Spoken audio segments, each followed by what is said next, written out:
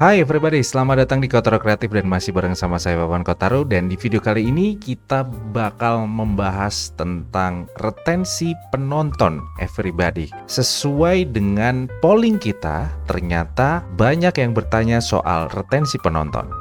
Nah, sesuai dengan postingan kita memposting sebuah polling yang ada di tab komunitas Kotaro Kreatif everybody ya. Mana yang belum paham istilah-istilah YouTube di bawah ini. Dan ada 3 pilihan, ada retensi penonton, ada rasio klik tayang, dan durasi tonton rata-rata. Ternyata 64% banyak yang belum paham tentang retensi penonton everybody. So, kita bahas di video ini. Kotaro Creative.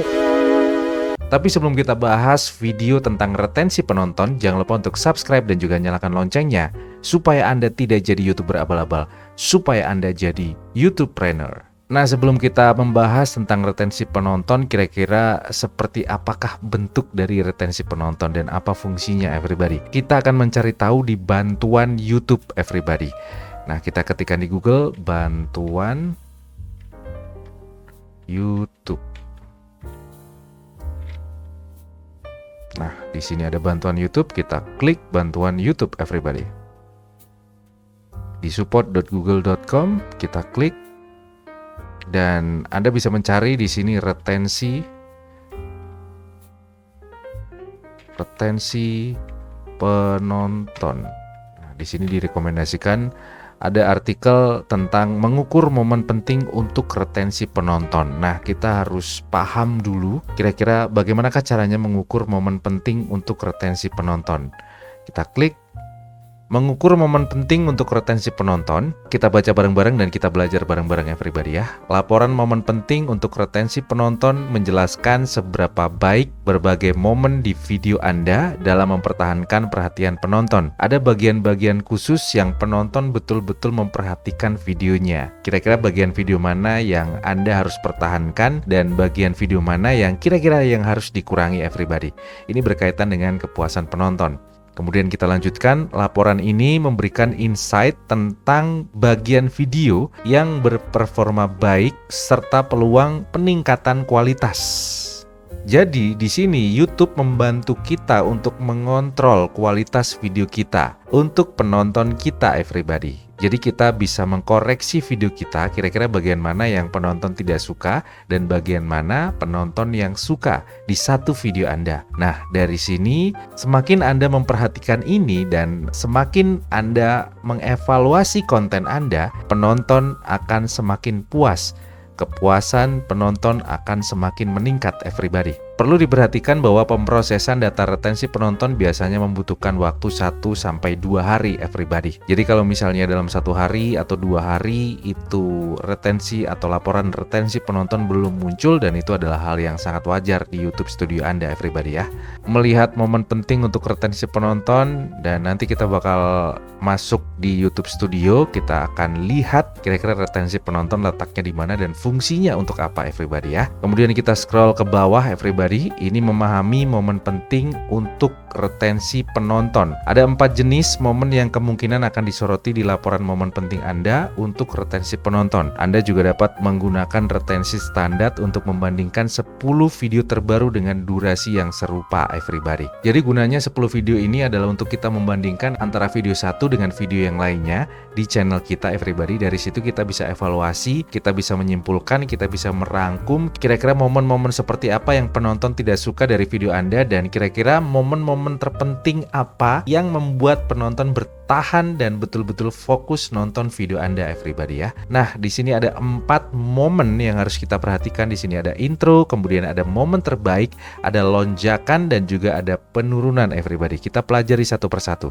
Yang pertama adalah intro. Nah, di sini dijelaskan intro menunjukkan persentase penonton yang masih menonton video Anda setelah 30 detik pertama everybody. Persentase intro yang tinggi dapat berarti durasi 30 detik pertama konten sesuai dengan harapan penonton berdasarkan thumbnail dan judul video.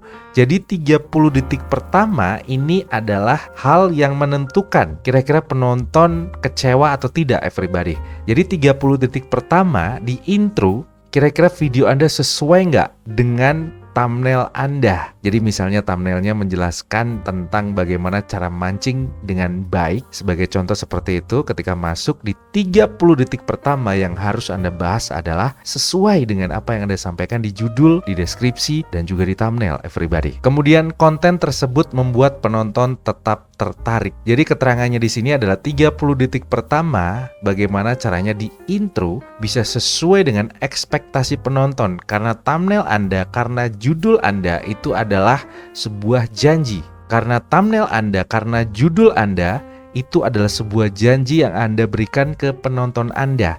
Jadi 30 detik pertama kalau Anda tidak membahas sesuai dengan apa yang ada di thumbnail dan apa yang ada di judul ataupun deskripsi, dari situ penonton akan kecewa dan skip, everybody. Kemudian yang berikutnya adalah rekomendasi untuk meningkatkan persentase intro. Sesuaikan thumbnail dan judul video agar lebih mencerminkan konten video Anda, everybody. Jadi di sini maksudnya adalah jangan clickbait. Yang dimaksud clickbait adalah antara thumbnail, judul harus sesuai dengan isinya. Jangan sampai thumbnailnya menarik, judulnya menarik, tapi ternyata setelah penonton masuk di video Anda, itu tidak sesuai, tidak sama dengan thumbnail yang Anda buat, everybody. Kemudian, ubah 30 detik pertama video Anda dan coba berbagai gaya untuk menemukan gaya yang mampu mempertahankan interaksi penonton. Jadi 30 detik pertama ini adalah penentu, everybody ya. Jangan sampai di 30 detik pertama itu penonton kecewa duluan, everybody.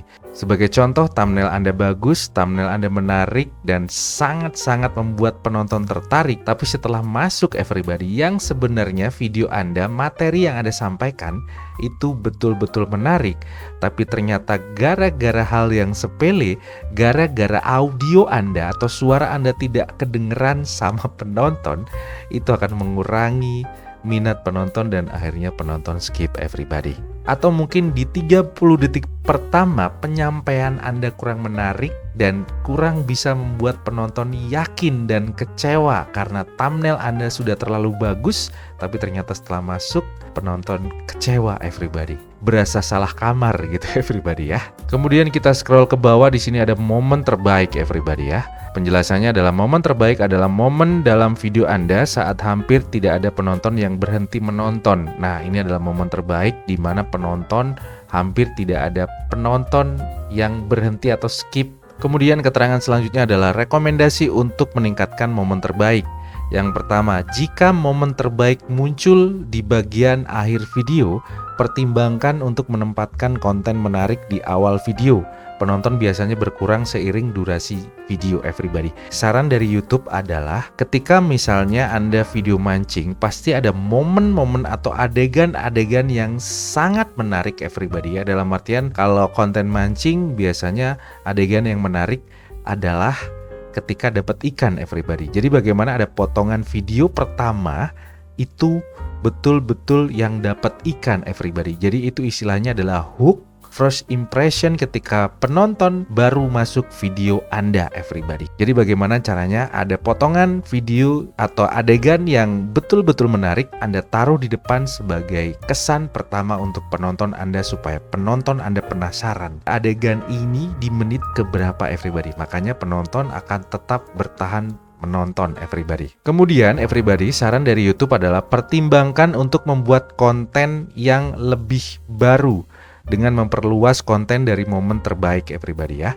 Jadi yang dimaksud di sini mungkin adalah bikinlah konten yang selalu baru, yang selalu fresh supaya video-video Anda juga mendapatkan momen, video-video Anda bisa luas penyebaran videonya, everybody. Dan yang berikutnya ada yang namanya lonjakan, everybody ya. Lonjakan adalah momen dalam video Anda yang ditonton ulang atau dibagikan, everybody.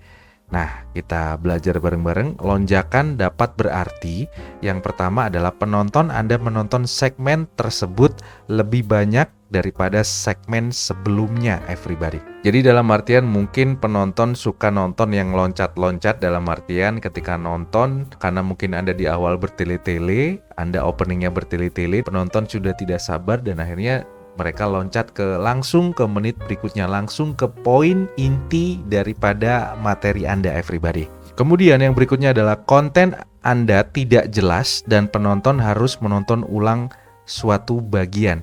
Dalam artian ada penyampaian yang kurang jelas padahal itu penting dan mereka mengulangi lagi. Di menit sebelumnya diulangi lagi dan diulangi lagi. Nah, dari situ terjadi lonjakan everybody. Dan keterangannya adalah Anda dapat meninjau lonjakan tersebut untuk lebih memahami alasan peningkatan retensi everybody. Kemudian yang di bawah yang terakhir ini adalah penurunan, menyoroti momen dalam video Anda yang dilewati atau momen saat pengguna berhenti menonton video sepenuhnya.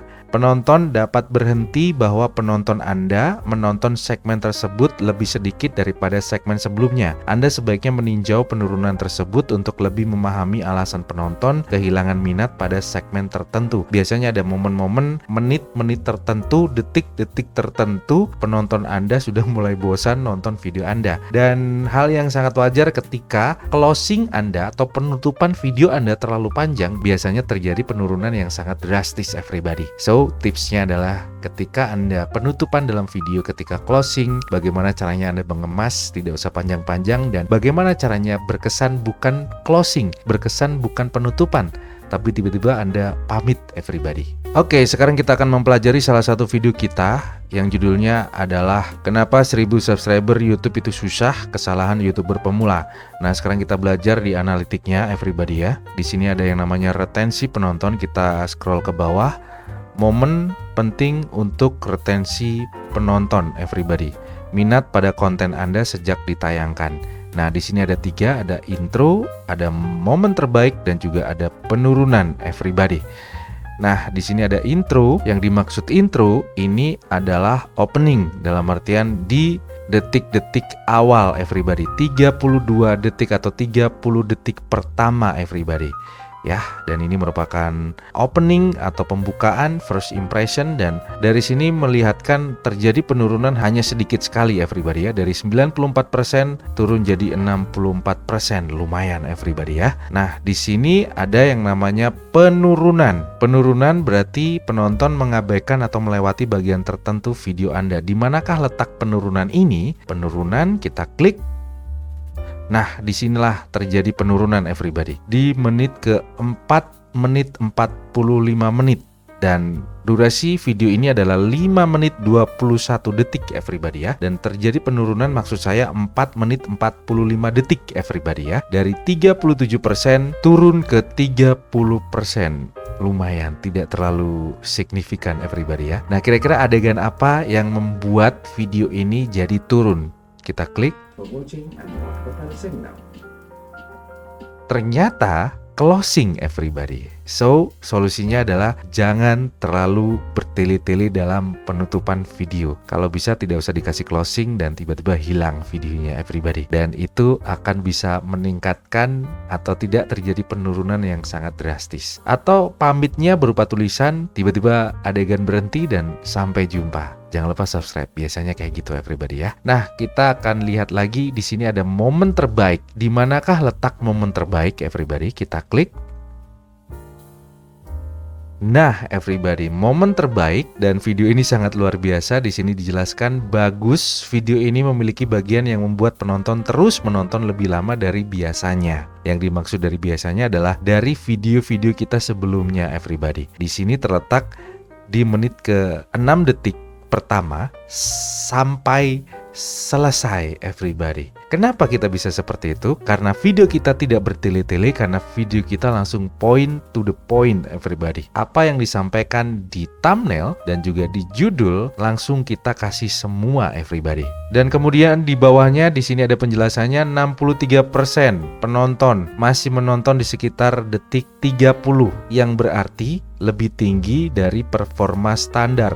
Ketika Anda bisa mengemas video Anda dengan ada momen terbaik, nah dari sini tolak ukurnya adalah kepuasan penonton. Algoritma sistemnya adalah ketika penonton puas, semakin penonton puas, video Anda akan semakin direkomendasikan, semakin disebarluaskan ke lebih banyak penonton everybody.